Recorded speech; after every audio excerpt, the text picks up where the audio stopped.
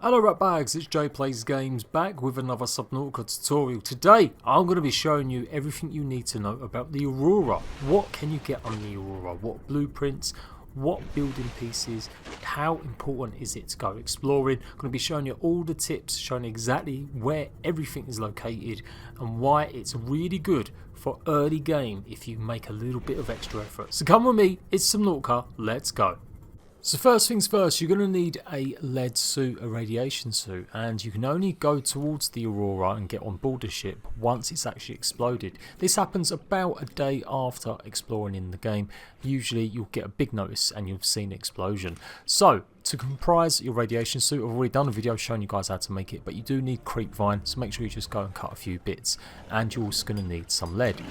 Remember, you'll find lead in the limestone outcrops. They're much more round and smooth as opposed to the jutting ones in the sandstone. So once you've got some pieces of creepvine and you've got your lead, then you can go ahead and craft your suit at the fabricator. So convert the creepvine into fibre mesh, and then you can use the fibre mesh and the lead to make your suit. Now, depending on how you've played and how you've explored, there are a few key items that make life a lot easier going around the Aurora. One of them is pretty vital. You will need a propulsion cannon, and a cutter is dead handy too. If you really want to explore every single part of the Aurora, you'll need both of these items. Now, on your way to explore the Aurora, you will come across the propulsion cannon units. You need the fragments so you can go and craft one yourself. The cutter is a little bit more difficult to find. I have got a video coming to show you guys exactly where to find and how to craft that one. You are going to need a diamond. So, like I said, all depending on where or how you've been exploring, you may not have or be at that opportunity to go and get one. You can still explore the Aurora and still do a fair few things so you get plenty of nice resources. The last thing that you may want to consider bringing is also a fire extinguisher. You will find fire extinguishers on the actual ship, but there are plenty of fires and sometimes you can run out if you're not aiming properly. So I'm using the Seamoth. You may only have a Sea Glide, you may have nothing. As long as you've got the lead suit on, you've got the helmet and the full suit, you'll be okay to go into this zone. If you don't have both of them items on, you will start taking radiation damage when you go into these waters. If you come along the left hand side of it, make sure you stick to the sandbanks. You'll find all sorts of fragments and lots of little resources down below, and it's not really filled with that many dangerous creatures. However, if you go around the right hand side of the Aurora, you're going to run into the Reapers. This will probably be your first opportunity to get a look at them, might even be your first run in with them. You will not be able to take them on unless you've got specific real good equipment, i.e. you've got a Cyclops or one of these Seamoths that are equipped with torpedoes. So basically stick to the left hand side, keep going all the way along the length of the Aurora, and you'll come across the parts where the ship has got a massive hole in it. This is how you're going to access the Aurora. There are two entrances, but they both require that you come this way. You'll also find on the seabed around here massive deposits of lead, so if you do end up getting a prawn suit, don't forget to come back here and take advantage of some of the bigger deposits that you can find. Now, it is still a little bit difficult, it is a little bit murky, and even I was getting a bit confused, but basically try and make your way into the wreckage. If you do get a bit confused or lost, just exit out and go back in again. Maybe stick closer to the water surface this time if you really find it difficult. That's probably the best way to find it. You can see the electrical cables exposed, keep heading towards them, and that's basically how you get onto the wreckage and start exploring. Now, there are some cave crawlers around here. Take them out with 1 or 2 hits of your knife, or use your propulsion cannon to blast them off into any direction. You'll also find a few supply boxes so you can top up on medikits, and sometimes they do have some food and water in, but it's mostly medikits, I do believe. So keep making yourself all the way up, and eventually you'll come across a girder. You need to follow the girder around and you'll come across the entranceway. Now, there is another entranceway, but I like doing it this way because it takes you from the beginning all the way through, and it just seems to be a bit easier. You don't necessarily have to go back and forth, left and right in different directions. It's just up here on the right hand side, the girder's sticking out. You're going to be walking around this once you go to these supplies and you've taken care of any of the cave crawlers. So follow it around, but be careful you don't go into any flames, as you can take damage, and even parts of the ship that are falling down, they sometimes can hit you. So again, make sure your health is pretty full so that you don't die by accident just through one tiny bit of debris. There you can see the entrance in the distance. That's what you're going to need the fire extinguisher for, to take it out so you can get through.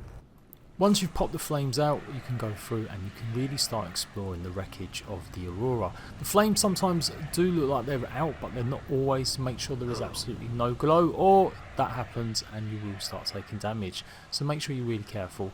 Don't put out every fire you see. You will definitely run out of fire extinguishers before that will happen. Just make sure you put out the ones where you have to go past that are blocking your route. You've got two options here. You've got the cargo bay on your left, and there are also some fragments and an abandoned PDA, or you've got the office on your right.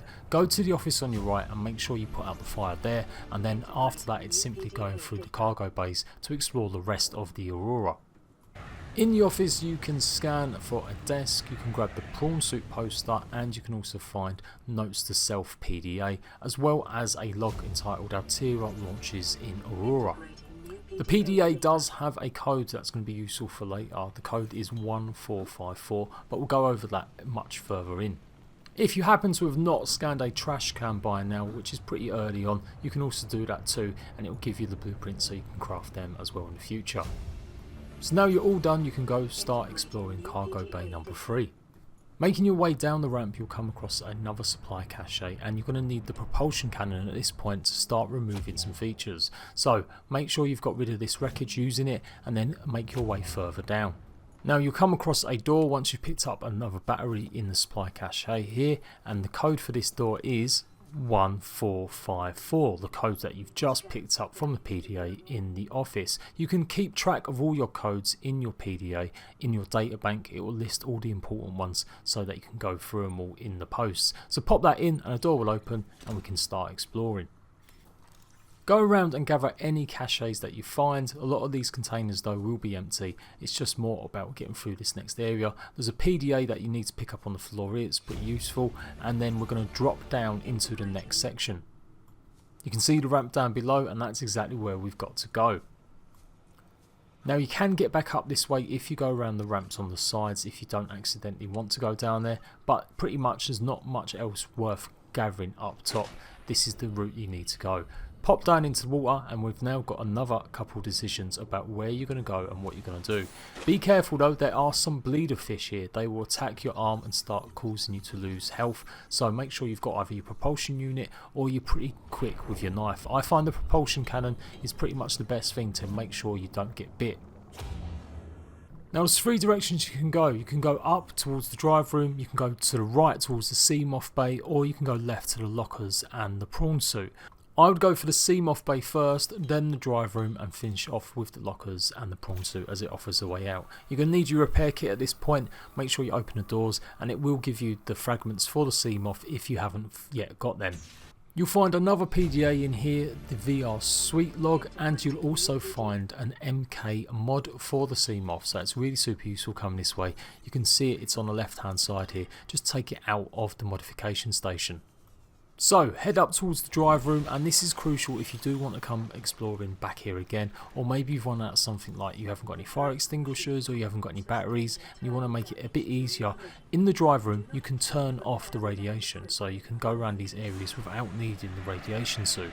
It does take 3 in-game days for the radiation to completely disappear, but it will make things a lot easier if you want to go exploring, and you don't really need the radiation suit for a while after this.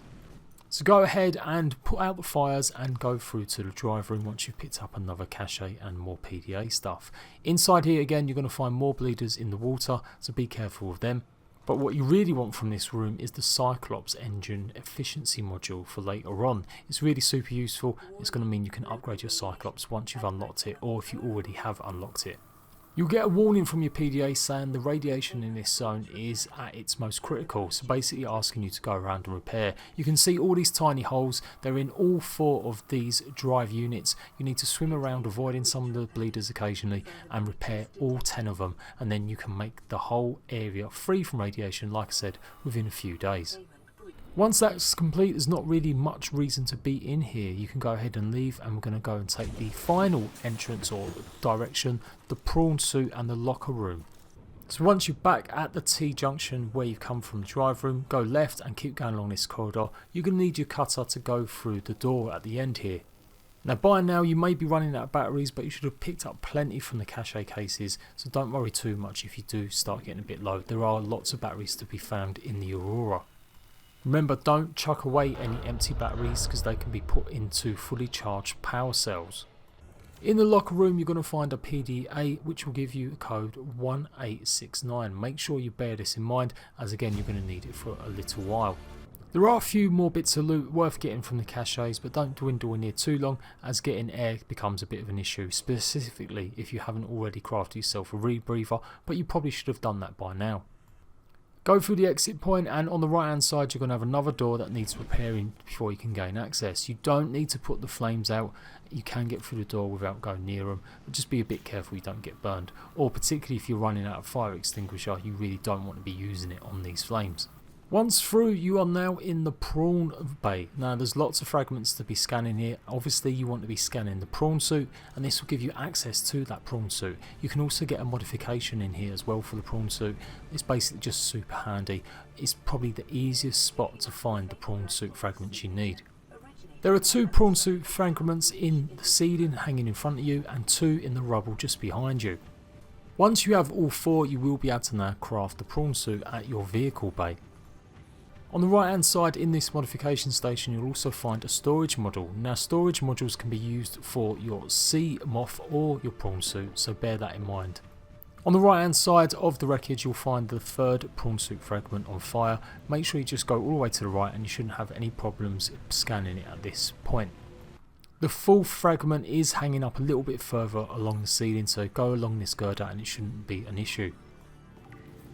So you've got your prawn suit, you've explored all around this area, you've picked up any more supply caches. You can either jump into the water, which will lead you to where you can escape, or you can go into the living quarters where there's a bunch of other things that you're going to need. On the right hand side you can see the ramp leading up with loads of debris on it. Now you don't need to use your propulsion cannon to move it all, although it makes life a bit easier. You can in fact just hop all over it, and that's how you get to the living quarters. The living quarters has a bunch of smaller rooms. In it you're going to find things like posters, also more batteries and lots of resources like nutrition blocks and water. Now there's a fair few rooms in the living quarters, but they don't lead to anywhere else, so I'm going to quickly rattle off some of the stuff you can find and hopefully just quickly show you, and you guys can explore it a little bit more with some extra time. But on the right is the supplies room where you're going to find a bulk of the food and the water. If you need any, absolutely make sure you utilise it right now. The left hand side is a canteen. In here you can get a poster as well as scan some of the bars and other items, and a vending machine too. The poster is pretty cool, it's the Keep Calm poster, so make sure you grab it if you can. Explore all of these cabins really thoroughly, gather every bit of resource that you need, and make sure you get all the scanning fragments for things like beds, double bed, benches, as well as the holdall that you can pick up as well if you want to take one with you to use as storage elsewhere. You'll of course find some more PDAs that add to the story, a couple more posters, and there's plenty of other small resources too. You'll also find a cabin number 1, which the code you've already got through exploring some of the other PDAs on the Aurora. The code is 1869. This will give you access to this room, and it's got a few nice little things to take with you, including the blue baseball cap, the double bed scan, the shelving scan, and you'll also find a cuddly toy. So make sure you scan all these items or pick one up before you vacate this cabin. Depending where you are in the game, you would have received a code on the radio giving you access to the captain's cabin. If you haven't got to that point yet, but you have gone around exploring the Aurora, the code is 2679. In the captain's cabin you're going to find a PDA, you'll also find another poster, and you'll also find a model of the Aurora. So all nice little things if you want that Easter egg feel, or you just want to decorate your base a little bit. The most important thing though is the data download.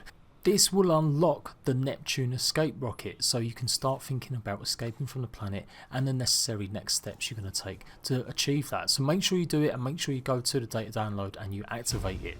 It's pretty much the most crucial, important reason for visiting the Aurora is to get this entry so that you can escape in the future. So once you've done exploring all the living quarters, you've got everything you need, you can come back out to the prawn suit cargo bay area and we can start making our escape. In the water you should see there is a way down, there's lots of pipes, there's lots of electricity surging, so be careful you don't run into them, but you can go through this pipe area and this is where you're going to lead to the exit. You're going to be going past a laboratory, which is pretty useful for gathering a few bits of bobs as well, but other than that there's not much else to really gain. So just follow what I'm doing, take exactly the same path and you should be okay. It can be a bit difficult at times, and like I said, if you haven't got the rebreather for some reason, then it may be a bit more difficult than I'm giving it credit for. But you'll realise there's lots of ways that are blocked off. You've just got to find the right path. It's usually sticking to the right hand side of the room and you should be able to see it. There's the entrance or the opening. Keep going down. Go underneath the next batch of electricity pipes and then turn to your left and you should see the exit. Swim through and you get an opportunity to get some air and take a little breather and just make sure you're going in the right direction. You have to swing round and you'll notice there's another doorway that leads to a ramp. In this ramp area is where you can go and check out the laboratory. You can also check out the exit point. So swim down, maybe make sure you've got your light equipped. I had to use my sea glide because I didn't actually bring a light with me, and you can see the data terminal here. That will give you another point for later on to go and explore. It's basically going to give you the energy pulse origin signal. Opposite that data terminal you'll find a sealed door. Use your cutter to go through, and this is how you gain access to the laboratory and how you can actually get out of the Aurora. Once through, on the left hand side you can see you've got more electricity cables, so be careful with them, and there is a PDA on the floor on the other side of here, which basically gives you the code to the laboratory so you can gain access to it. So it's well worth picking that up. But you need to go underneath the ramp that I'm showing you right now. That is the entrance to the laboratory. The code for the laboratory is 6483, and inside you're going to have lab containers, disinfected water, as well as some lab equipment to make your base look a little bit more lived in. By any chance you still haven't unlocked the propulsion cannon, you can also do so at this data download terminal as well.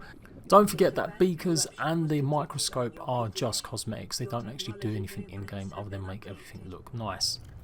So once you've done fully exploring all these zones, that is it. There is nothing else in the Aurora worth visiting for again, unless you didn't maybe have enough space to carry stuff. What I did was, because I did have my Seamoth nearby, I actually went and put the storage upgrade in the Seamoth because it was the first time I'd unlocked one, and I put a bunch of the resources I'd found inside and came back into the Aurora to pick up some more of them. But you could still probably do with this doing 2 or 3 trips to gather every single piece of item. It just depends what you need and whether or not you think it's worth it. You'll end up coming away with loads of nutritional blocks, ends up loads of batteries as well, so it is really useful for them pieces. But other than that, it's getting the story access that you're really looking for and unlocking some of the suits like the Prawn suit and the vehicles that you may not have come across as yet. And if you haven't already guessed, the exit point is the other entrance that you can also come in, so you can do all of that doing it in reverse. Go through the laboratory, go and explore the prawn room, go and explore all of the living quarters, then go and explore the drive, then go and explore the Seamoth room and get out the original way that I came in. You are going to need that propulsion cannon though, and you definitely are going to need a few fire extinguishers to exit an entrance out of this point. So I hope this guide has been super useful. Like I said, it takes a while to go through it all. I've given you the most important parts.